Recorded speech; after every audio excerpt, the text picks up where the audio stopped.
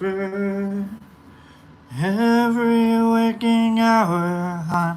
Good morning, nerd. Losing my religion. Alright, nerd,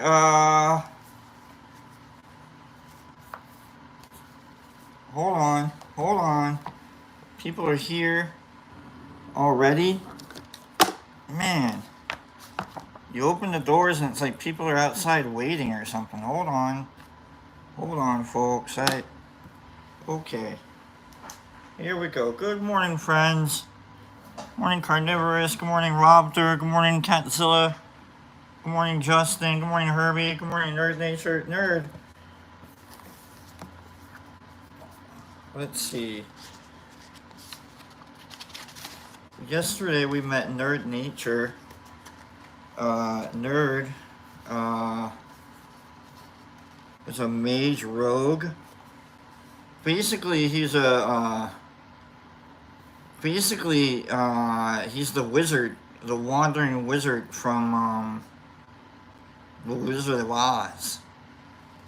And Nerd, yesterday. Alright, we got Nerd Nature. Said he was a mage rogue, dual class mage rogue, and basically he was the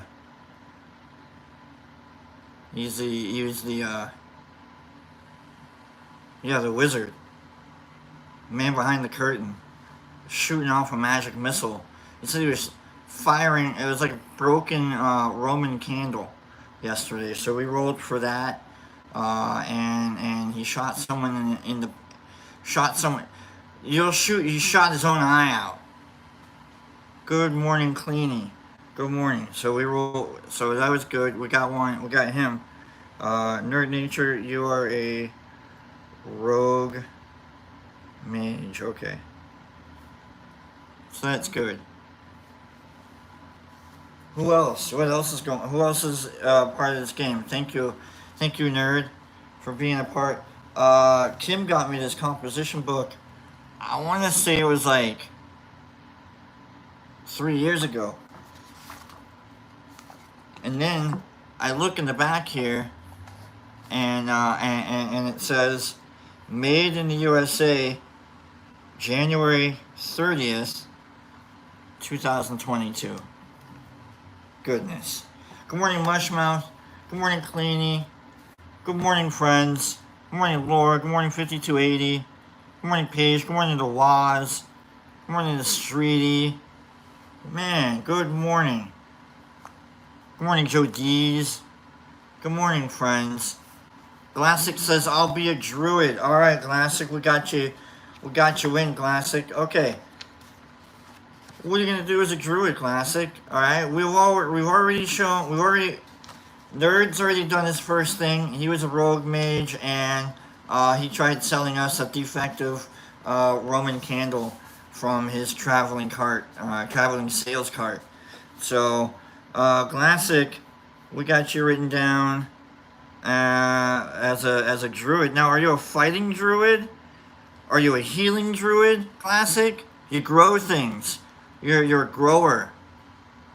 Are you like medicinal growing, or like a wall of brambles kind of druid? You know, like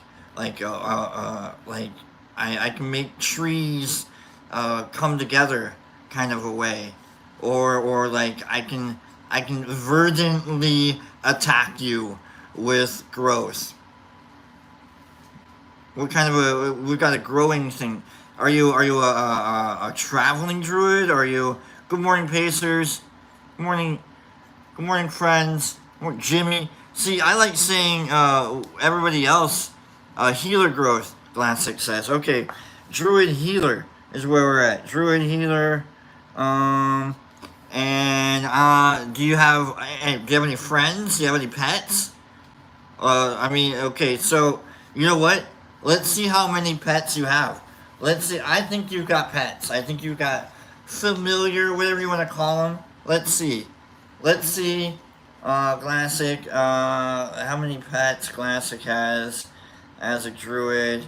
I downloaded this neat little, super simple dice rolling. I haven't dugged, dagged. I haven't duggen. I haven't gotten the actual dice out of the. I haven't dagged. Is it dagged out? I don't know. Dugged out the dice. I'm gonna use this app as dice instead of real dice. And we're gonna do. Let's go healer. You draw. You know what classic I see you as is I see you as like Ace Ventura, Pet Detective Part 2, right? And it's in your apartment, and all the animals are like hidden in the curtains and up in the light fixture and under the carpet and behind the couch and like from under the cushions and like poking, from a fridge, and you come home and you're like,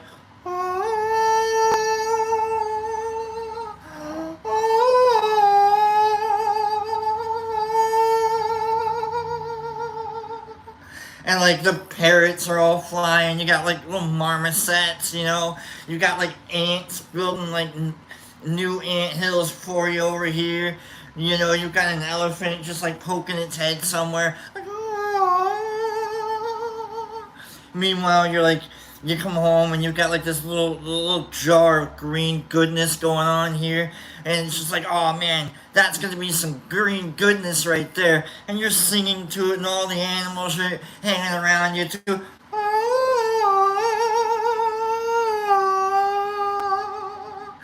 I see it. I can see it, classic. Let's see how many animals you have hanging out in your apartment. All right. This could be a violation, by the way. Okay, so we're gonna do 1 out of 20. I see you got kind of a spacious apartment. So let's see how many. Boom, 4. You got 4 animals. I hit a 4. You got 4 out of 20. You got 420. Okay, guys. Classic. Let's write this down. Classic rogue mage. That's nerd nature. Classic druid healer. 4 animals. Plus 4 animals.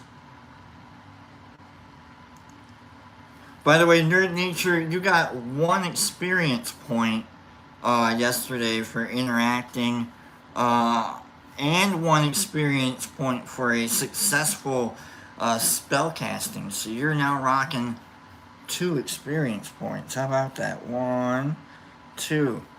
Nice job. Nice job.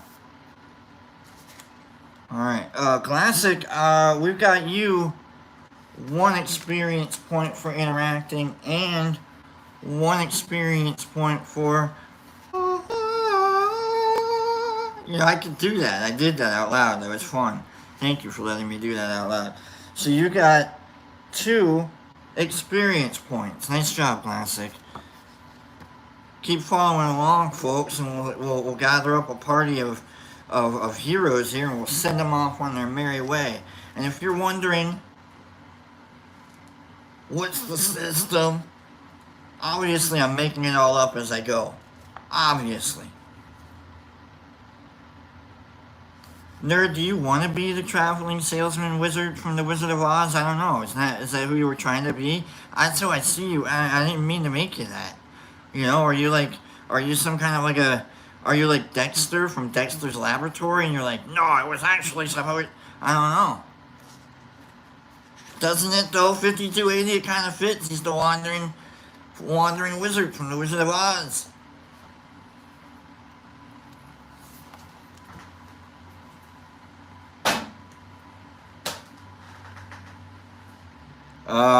Let's see, what are we, 10 minutes in? No, we are. We are, Sue. We're doing D&D. We are. We're kind of doing a little bit of D&D. Herbie says, Nerdy is the Candyman. Candyman. Am I allowed to say it 3 times, or is it like the Beetlejuice? What are the rules? Is it 5 times with the Candyman? Because that's 3 right there, and I want to make sure I don't say it. Like, what gets in the way? You know, like the Geico commercial where, you know, the Beetle, like, you can't say Beetlejuice like 3 times in a row, or else, like, boom, like, now you gotta start making models. You know what I'm saying? Streety, what are you doing? You're trying to get us all haunted? This is how you get haunted. If it's like 5 times, you end up in Herbie's. I don't even. Pops asked me to do the show this morning, so I'm really winging it here. Obviously. Obviously, that's how we're going. I love you guys so much for being here. How's everybody doing? What does everybody want to talk about? Getting me in trouble, Streety. What's everybody want to talk about? What's everybody want to talk about? Good morning. Nerd Nature says, damn, I felt a pull, but nothing.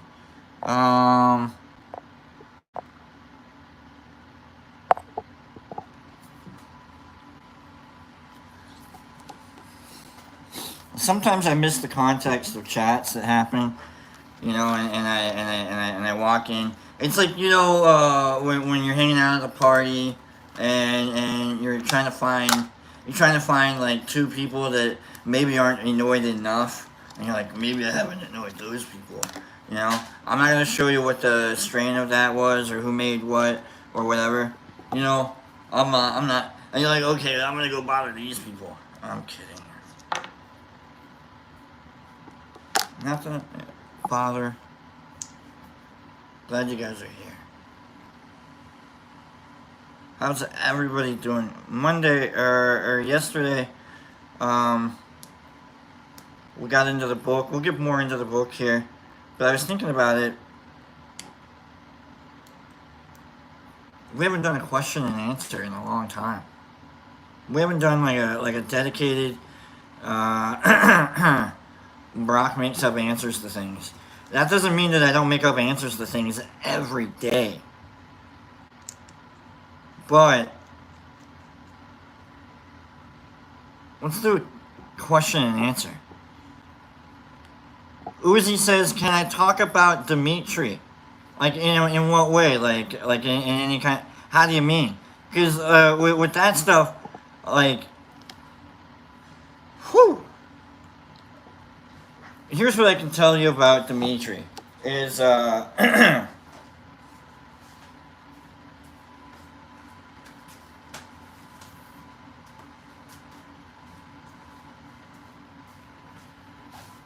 is I've shown you this guy. I've shown you this before. I made that, and that came directly out of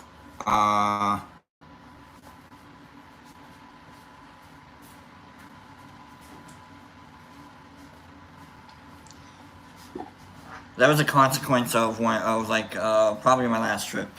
So, okay, I think I talked about it yesterday when I was going through all my stuff, and I found a little reminder of rocket fuel, if you will. Nerd Nature says I like long walks in the. That's good. What is Dimitri? DMT, dimethyltryptamine. And it's oh gosh, the colloquial. That's not the word I want to use. I don't know, the goofballs that do the stuff are like, they claim that it's released at death, or it released at like wildly high stress moments in your brain, and it's just a way for your brain to go, calm down.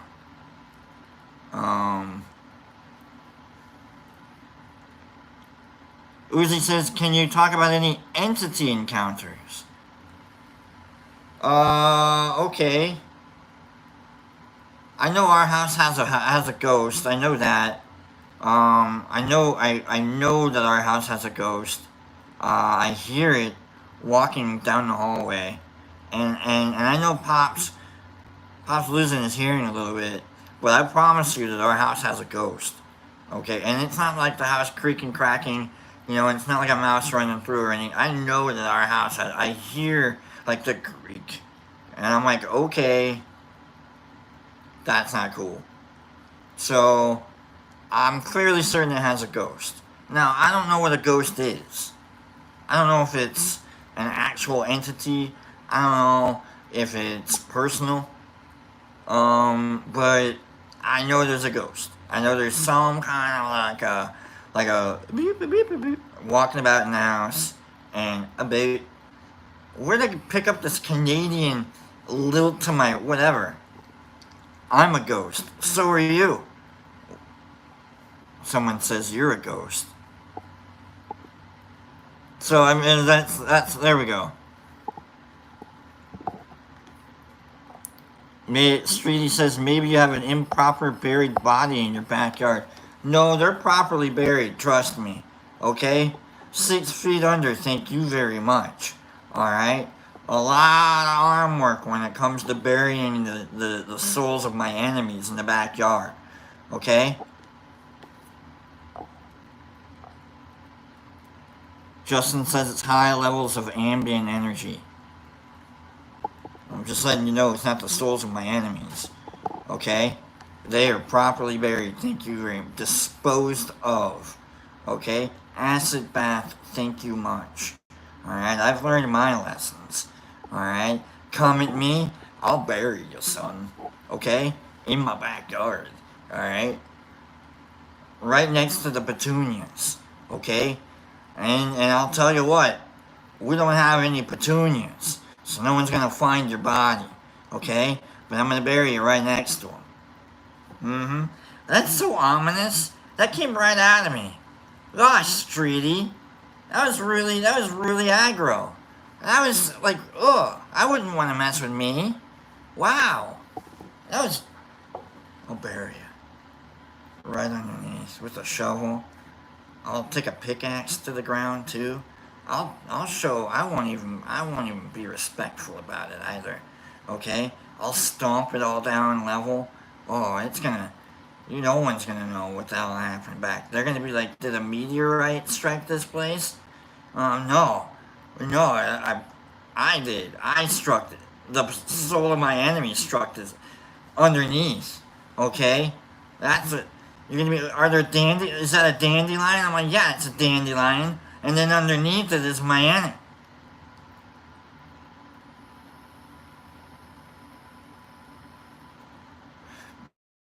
Justin, we have those little like pop-up little baby like mushrooms that good morning, Sandy and Kim, good morning. We have those like little baby mushrooms that pop up, in the yard, and then they disappear like halfway through the day. I don't know what the hell those things are, but they pop up and I go out and you don't see them unless you see them. You know what I mean? You know what I mean? They're like the little, I don't know what they're called, but they're crazy little mushrooms.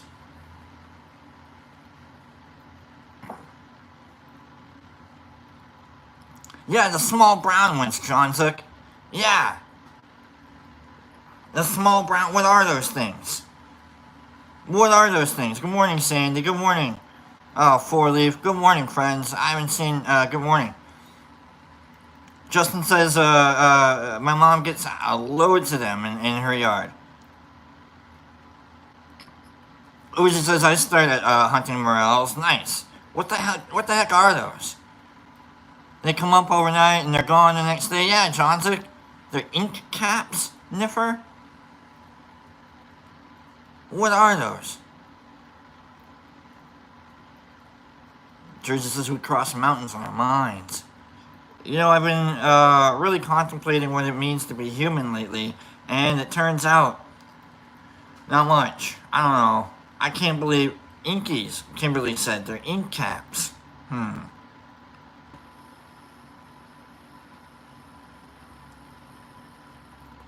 Can you snort an ink cap? I'm asking for a friend. Like if you ground an ink cap up and you let it dry out, can you just right up? What's it do if you snort an ink cap? If you don't. I'm not saying I'm out. This is question and answer time, and we all need answers to questions. Don't snort the ink cap. Don't snort the ink cap. Mr. 420 says, don't snort the ink cap. Notorious says you'll have ink coming out of your nose. Melody says, smoke them. Uzi says, can you sniff psilocybin? No, you can't. It's not a thing. It's not a thing. It's not a thing. Not at all. It's not a thing at all. The way that your body absorbs things doesn't absorb psilocybin the same way. Good morning, Mike Barabel. You can eat ink caps, but don't drink alcohol. Hold the phone. Hold the Nerd Nature says, you can eat ink caps, but don't drink alcohol within a week before or after. You'll regret it. Wait a second. What do you mean regret? You mean like a little pushkalooshki, like farting all the time? Or like you got like a little creature growing inside of you kind of regret? Like what's the ink cap got against alcohol? I need to know. That's interesting to me. Don't drink alcohol after you eat an ink cap. What is it, like natural Wellbutrin? I don't think that's the word the one that you can't smoke while you're on Wellbutrin. I don't know. The law says it's like an abuse. I know, I get it.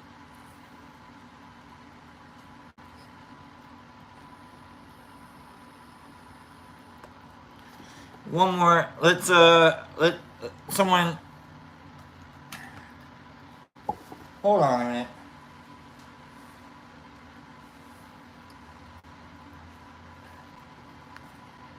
We'll do a little bit of singy songy here. I got spurs that jingle, jingle, jingle, jingle, jingle, and they're hold on. I kind of want to do that.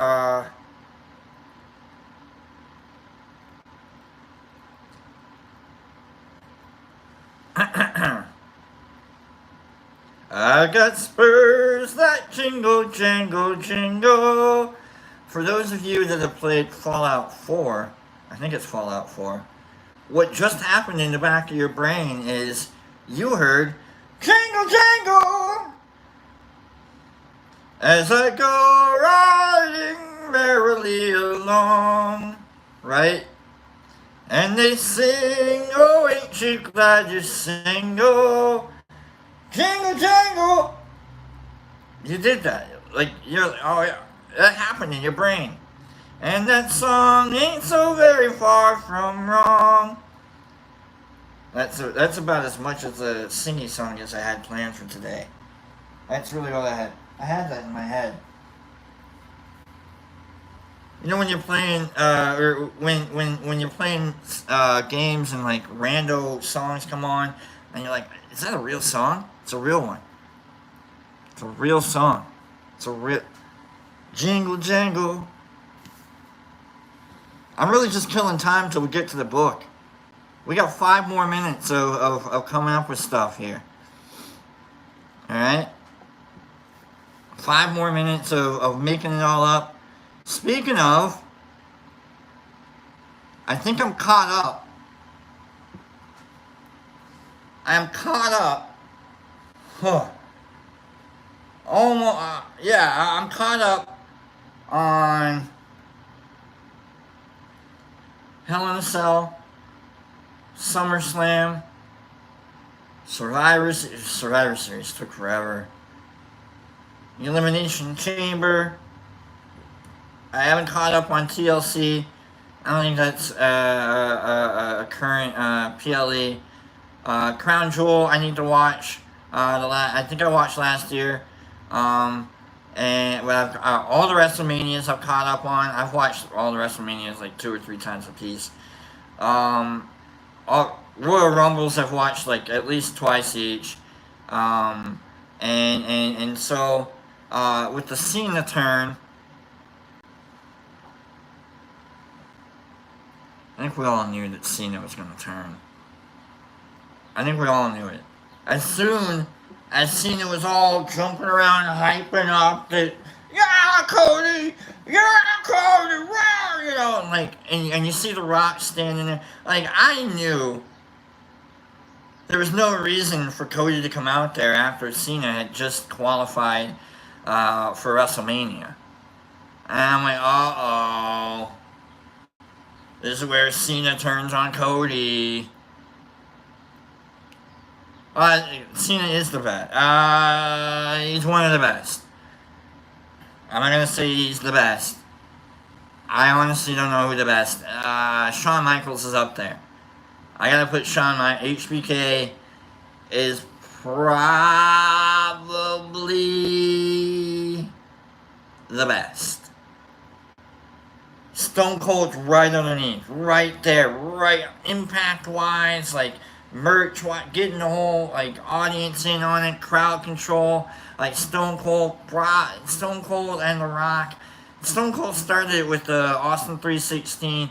You know, it said I just whipped it. That was great because then a couple days later, like an entire clothing line was started. So like that's brilliant. You know, everybody wanted what Stone Cold had to offer. You know, and then The Rock came and was like, The Rock says, and we were all like, what's The Rock got to say?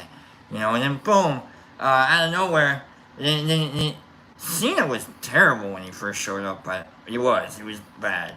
He was like the Thugonomics type. Come on, guy. But, yeah, I gotta say HBK. Free the Ancient One says Piper. I loved Piper. Don't get me wrong. Piper, if we're going favorites, Piper's top 3. No, top 5. Favorites, oh boy. Favorites. This is gonna get, alright, so we got Seth Rollins. I think he's great. The Undertaker, and probably Mankind. Not Dude Love. Not Cactus Jack was. I don't know if I like Cactus Jack. I don't know. I don't think you're not supposed to. I guess, but yeah, I like Mankind. So Sting. I like Sting a lot, but I wouldn't call him like a favorite. Mostly because I never really bought into Sting like being. I don't think he ever sold himself over for me. I don't know why. Just for some, even like Crow Sting, it's like you're the Crow, right? So I don't know about Sting. I think he did great, like good foil to like the NWO. But Sting's interesting. The British Bulldog, Justin, I really liked Davey Boy Smith. He was like a super super athletic big guy. And you don't like Braun Strowman is today's British Bulldog. And so I like Braun Strowman a lot. I think they really gave him an opportunity to like become more than just like like a big guy, like the Great Khali. The Great Khali had 2 moves. He's standing in the middle of the ring and he's now laying down in the middle of the ring. That was the Great Khali. They put Khali in the Wrestling Hall of Fame. I think they were really trying to expand into India and get their Hindi audience going by putting the Great Khali into the Wrestling Hall of Fame. What are you doing in the Wrestling Hall of Fame, Great Khali? Sid Vicious, 420. Sid Vicious was one of the first wrestlers to absolutely scare and terrify me. I hated watching him. He was terrifying to me as a child. You know, like with all that sweat running around, the veins popping, and you just like the way he looked at you, just like, oh my god, did I take the trash out or not? You know? Oh, I've seen the look on Sid Vicious's face way too many times, Mom. You know what I mean? It's real to me, is what I'm saying. Okay? Real to me.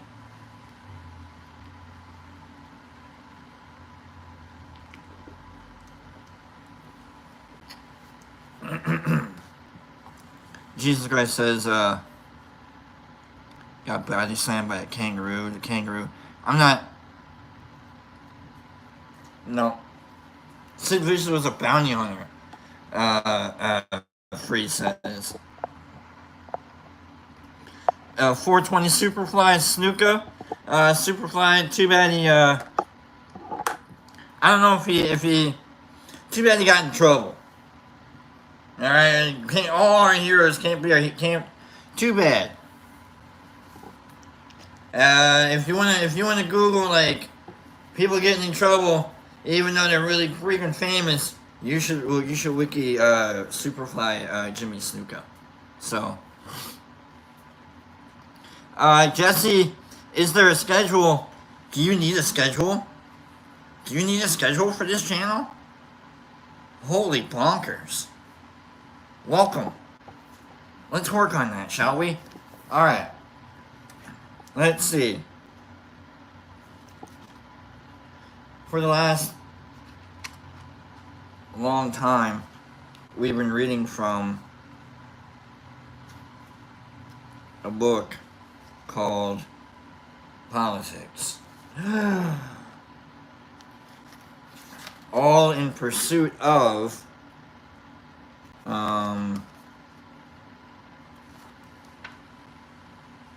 my resolution, our New Year's resolution, all in pursuit of, goodness, that's a long, you know, we've got a long section coming up here. Let's charge through it. All in pursuit of saying the word no more.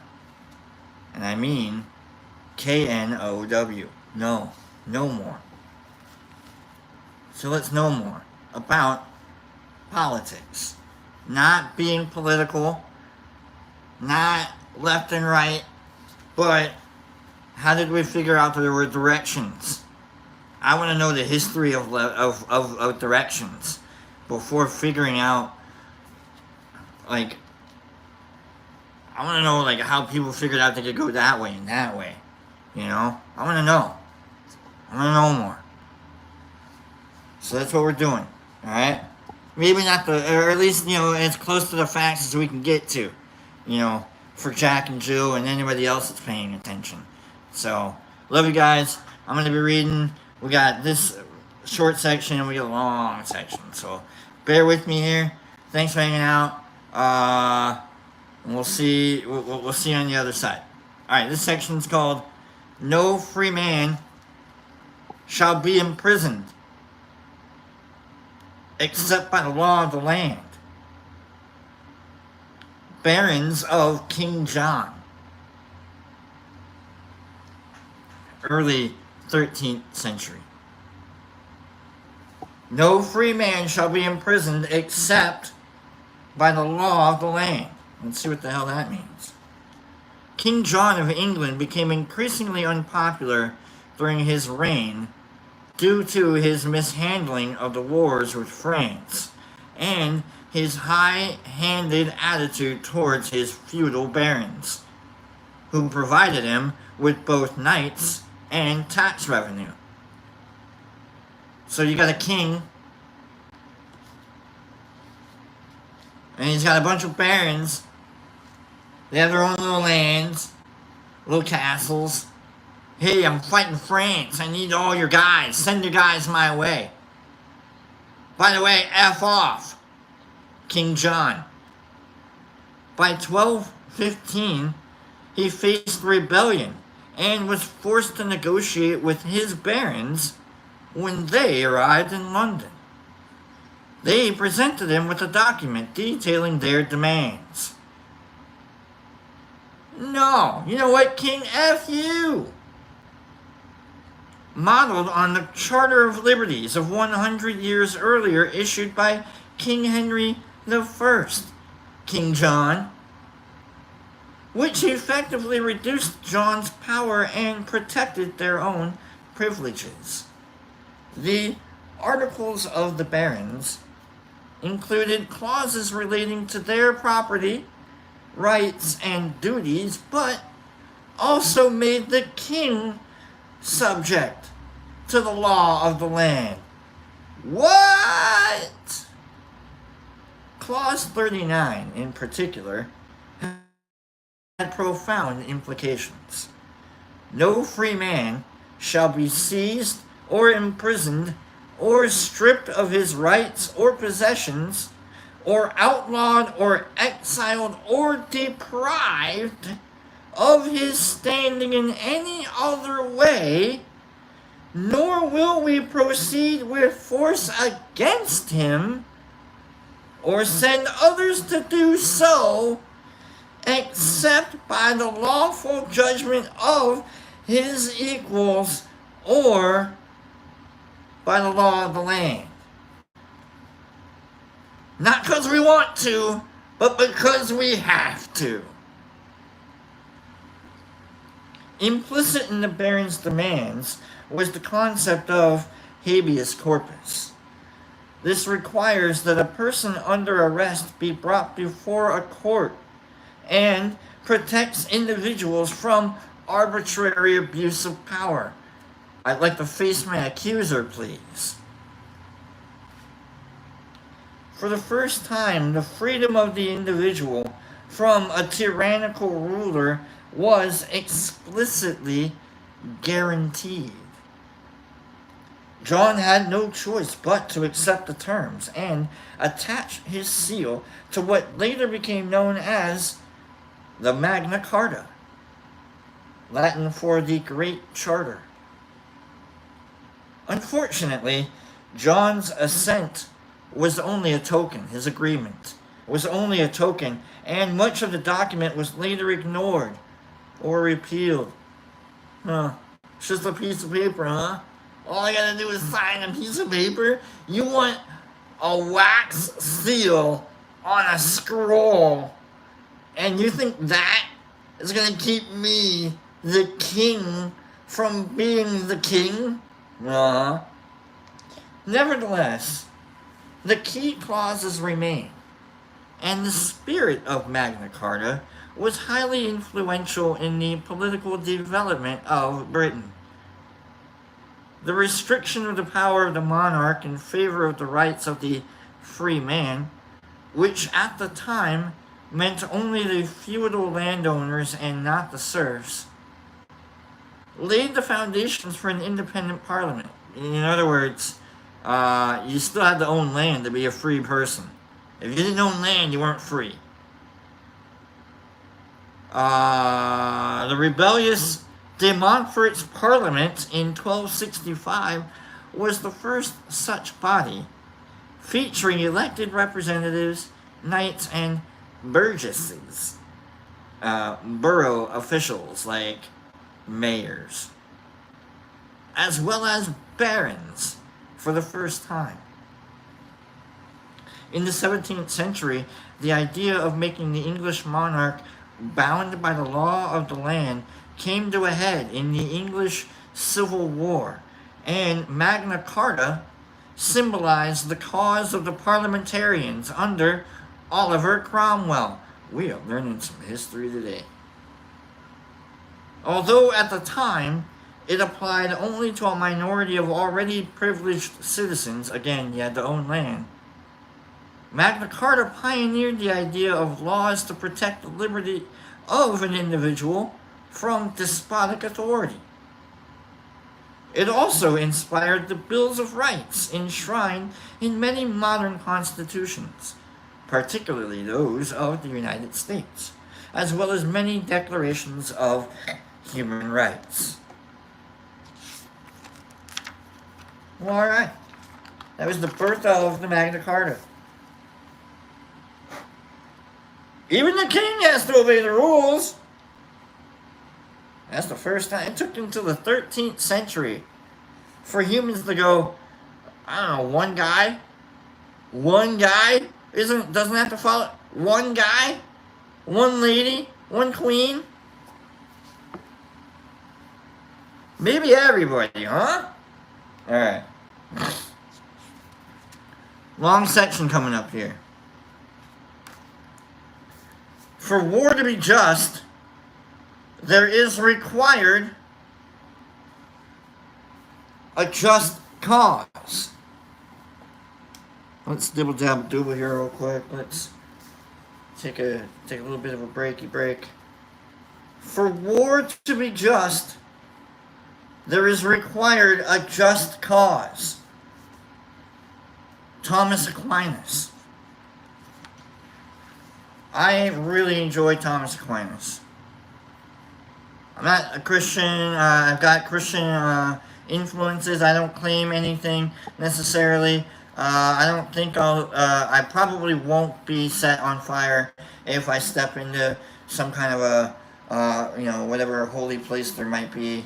But I enjoy the thinkings and the revelations and the ruminations of particular historical folks. So I like Thomas Aquinas.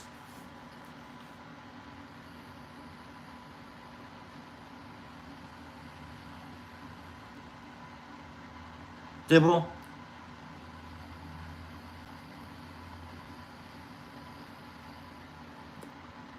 Dabble.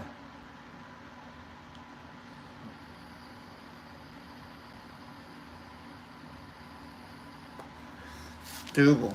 Alright, let's get to it. The Roman Catholic Church held a monopoly over learning for several centuries in medieval Europe. The church said, you can't learn anything that we don't let you learn. Ever since the adoption of Christianity as the official religion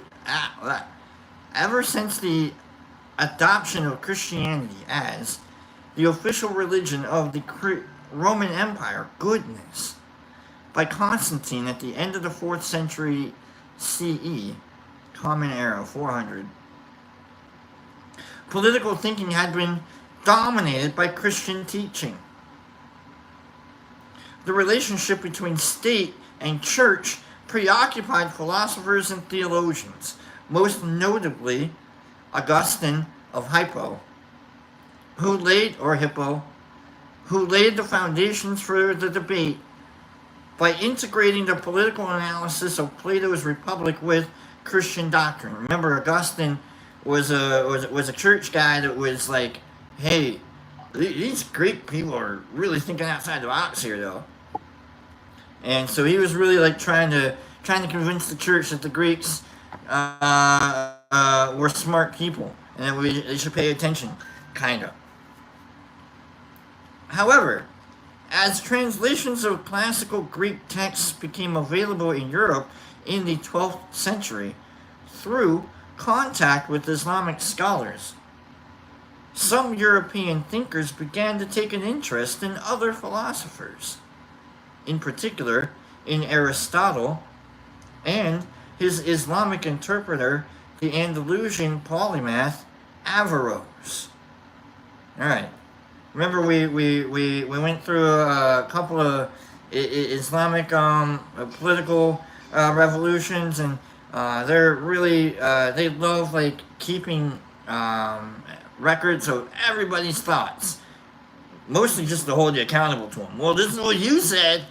I'm kidding. By far the most significant of the Christian thinkers to emerge in the late Middle Ages was the Italian scholar Thomas Aquinas, a member of the newly formed Dominican religious order, an order that valued the tradition of scholasticism, learning. The Dominicans used reasoning and inference as a method of education, rather than simply teaching Christian dogma. We're going to find the best way to teach the Bible to the people. In this spirit, Aquinas set about reconciling Christian theology with the rational arguments put forward by philosophers such as Plato and Aristotle. As a priest, his concerns were primarily theological. But since the church was the dominant political power at the time, the distinction between theological and political was not as clear-cut as it is today. In arguing for an integration of the rational and dogmatic, of philosophy and theology, Aquinas addressed the question of secular power versus divine authority, and the conflict between church and state that was growing in many countries. He also used this method to examine ethical questions such as when it might be justified to wage war. In his moral philosophy, Aquinas explicitly examines political issues, stressing that reasoning is as important in political thinking as it is in theological argument. As a starting point, he took the works of Augustine of Hippo, who had successfully integrated into his Christian beliefs the classical Greek notion that the purpose of the state is to promote a good and virtuous life. Remember, we learned about that. We just want to be dogs. Tell us what to do. A lot of us just kind of, we want to be told, we just kind of, we have a bed, we get treats every once in a while, who doesn't want to, be a dog, live a good life. Augustine argued that this was in harmony with divine law, which, if adhered to, will prevent injustice. For Aquinas, steeped in the works of Plato and Aristotle, justice was the prime political virtue that underpinned his entire political philosophy, and the notion of justice was the key element in governance. Just laws were the difference that distinguished good government from bad, bestowing upon it the legitimacy to rule. It was also justice that determined the morality of the actions of the state, a principle that can most clearly be seen in Aquinas' theory of a just war. Using Augustine's arguments as his starting point, Aquinas agreed that although Christianity preached pacifism for its adherents, it was sometimes necessary to fight in order to preserve or restore peace in the face of aggression. I'll turn the other cheek, but I'm not turning all my cheeks. However, such a war should be defensive, not preemptive, and waged only when certain conditions could be met. He called these conditions the jusa bellum, or right to war, which were distinct from the jus in bello, the rules of just conduct in a war, and believed that they would ensure the justice of the war. The war's got to be just first, but in order for any of the actions within the war to be just.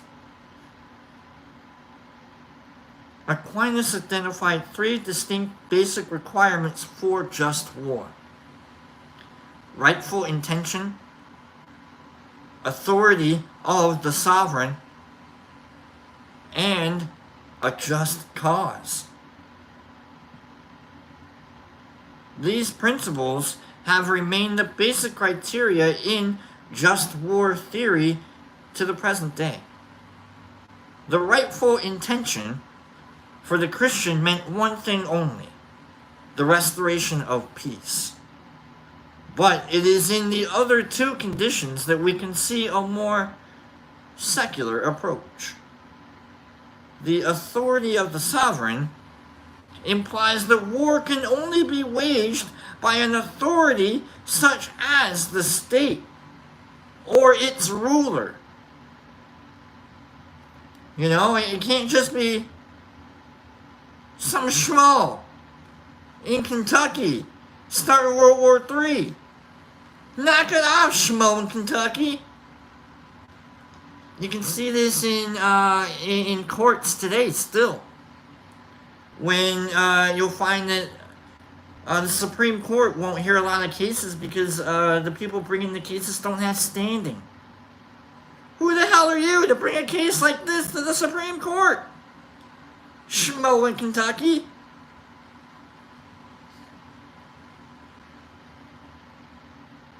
While the just cause limits its power to fighting a war only for the benefit of the people, rather than for personal gain or glory.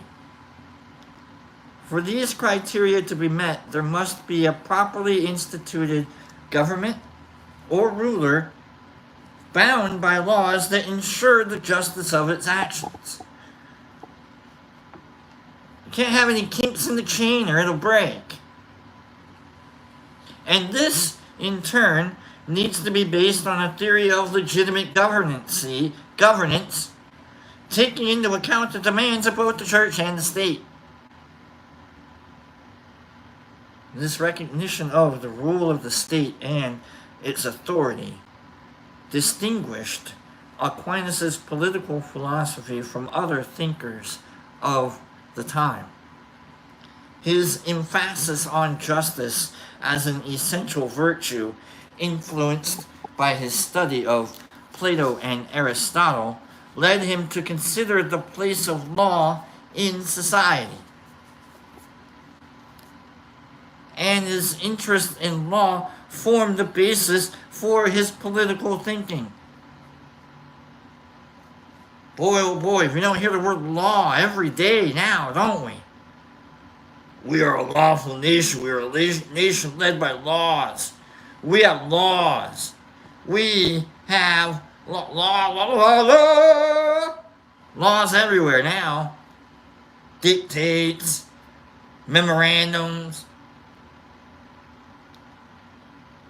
Unsurprisingly, given the increasing plurality of society at the time, this involved an examination of the difference between divine and human laws, and by implication, the laws of the church and those of the state. That's why we have manslaughter versus the Bill of Rights. You know, like, you can accidentally kill someone and be in trouble for like 3 years, versus versus the Ten Commandments. You accidentally kill someone, and it's like, I don't know where that fits, you know. Because of our ability to read, as a Christian, Aquinas believed that the universe is ruled by an eternal divine law, and that humans, as the only rational creatures, have a unique relationship with it. Because of our ability to reason, we are subject to what he calls a natural law, which we have arrived at by examining human nature and inferring a moral code of behavior. Far from being a contradiction of God's law, however, Aquinas explained this as our participation in the eternal law. That's a good one. That's a really good one. That's a good one. Reason, he argues, is a God-given ability that enables us to devise for ourselves the natural law, which is, in effect, the way in which the eternal law applies to human. Look, if God didn't want us to make the laws, then we wouldn't be making laws. We have laws. If we weren't obeying laws, we wouldn't know the power of the laws. I like it. The way in which the eternal law applies to human beings in accordance with our nature as a social animal. Basically, we're just trying not to get into other people's ways of being, interacting with the world and God. Just get out of my way, and I'll get out of your way, and then we'll help each other out. However, natural law, which is concerned with morality and virtue, is not to be confused with the human laws. So we have divine law, natural law, and human laws. Here we go. That govern our day-to-day affairs, which we have created to enable the smooth running of our social communities. These man-made laws are, like their creators, by their very nature, fallible. So they can lead to injustice, and their authority can only be judged by comparison with natural law. The urge for community. While Aquinas attributes natural law to our propensity for rational thought, the emergence of human law. What is natural law? What the hell is that? Hold on. Let's see if we can figure out what the hell natural. Here we go. There's a thing here. The natural law is made clear to us through our God-given gift of reason. It guides our moral and ethical behavior. Okay. So again, it's all about just get out of people's way and help me out if I need help. Alright, so that's natural law for me. That's how I see it. Okay. While Aquinas attributes natural law to our propensity for rational thought, the emergence of human laws is explained by another aspect of human nature: our need to form social communities. This idea is very much the same as proposed by Aristotle in Politics, which Aquinas had written a lengthy commentary on. So Aristotle wrote the book Politics, in which he said that the city-state is the only natural way for us humans to survive each other. Okay. And so Aquinas is saying that those city-states follow particular patterns and laws of their own to become city-states. And that is man-made law. And natural law is just like by ourselves. And we're just trying, like, maybe I don't want to see your toes all the time, so now you gotta wear shoes. So, alright. You know what? We'll finish the rest of this. We will finish the rest of Aquinas. And we'll learn more about community and his laws of community the next time we gather together. So, got a lot left on Aquinas. I don't want to rush through them. Put some socks on, Brian says.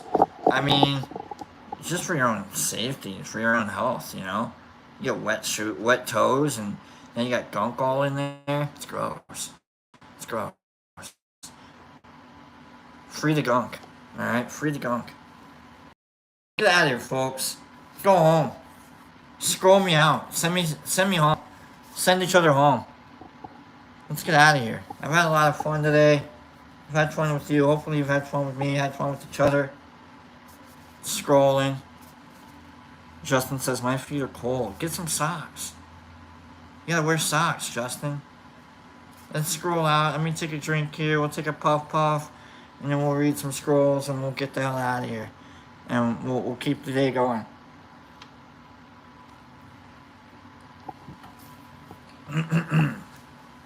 Oh, God, that's the worst one, by the way. That's the worst C4. Oh, that's that 300 milligram one. Ugh. Ugh. Caffeine has a taste. Ugh.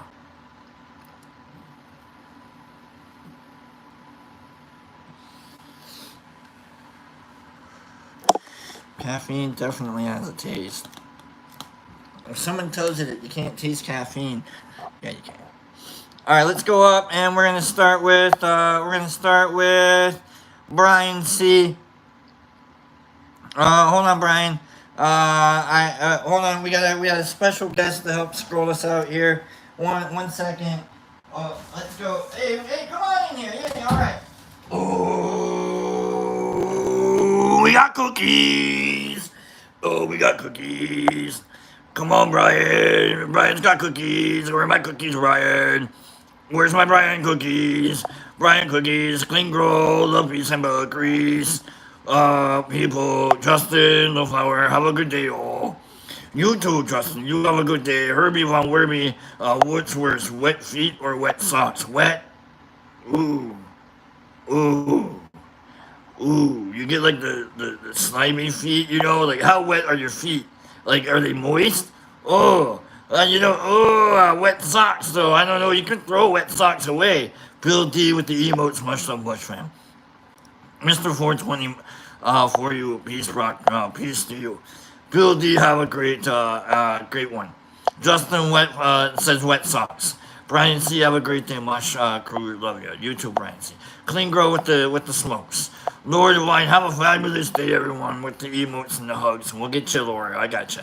Kim Bolden, have a great day, much fam. You too. Nerd Nature, love you, much fam. Super fun on the early eve of your day. You too, Nerd Nature. Herbie Von Werby, I agree. With Justin with its wet socks. Carnivorous, great day, all. Jesus Christ and Bill are saying goodbye to each other. I love that those two are saying goodbye almost every day. I love that they're friends. Classic, you fed all my critters. I got 4 of them, remember? Alright, you got 4 of them, and we'll name them eventually. Mike Barabel, have a great day. Justin LaFleur, Bill D, have a great night. JC, you guys are so adorable. B. Hendricks, take care of yourself, and be kind to one another. Don't you threaten me with kindness, B. Hendricks. Jesus Christ, Blaybrock, till next time, hug me fast and slow. Oh, I will. Catzilla, have a great day. Niffer Mama, everyone have a beautiful day, and I can't wait to go hiking on this 60-degree day. It's beautiful weather coming in, and I kind of want to go check out the cemetery.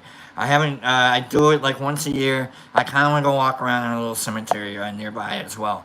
And that might be what I do today, Niffer. Holy bonkers, what a good idea. Mother Wolf, yes, I had fun too. Thank you. God bless you. God bless you too, Mother. Melody Dawn with the emotes. Free the Ancient One. Have a great day, everyone. And have a great day, Brockster. You too, Free. Love you, my guy. Voila? Is it Voila? Voici? What up, what up? What up with you? Let's go, Justin, Classic, Mike Barabo, Lord Divine, Melody, Notorious, Carnivorous, Free the Ancient Ones, Mike Barabo, the Waz, Mike Patterson, The Lovely Day for Sharon Shanti, Free, it says Wet Socks for sure, Void says Rotten Ass Feet, Melody's Cheese Crust 30 Socks, Paige, have a great day all. Free says wet feet dry faster, they do. Melody says bye broke, it's okay. 5280, see y'all on the dance floor. Joe D's, have an amazing day. Mush fan, Brock Lobster, appreciate you too, Joe D's. Jesus Christ says socks and jocks, will have a cock, but I don't know what that means. Different Mama, have an awesome day, Paige. I love when you guys say hello and goodbye to each other. It's beautiful. Herbie Von Werby, Melissa, Melody, Niffer, Melissa. Just caught you. Hope everyone's doing well. Hope you're doing well, Melissa. Thanks for letting everybody. Thanks for being here for everyone. And Mike Barabel, Melissa again. We got Noah. God bless you. You too. Jesus Christ, Melissa, and John Zicka. Peace, everyone. Go home. I mean, if you're already home, like, stay home. You don't need to go anywhere else. You're not dangerous to these. People like me are out there. No, I'm not. I'm home. I'm gonna stay home.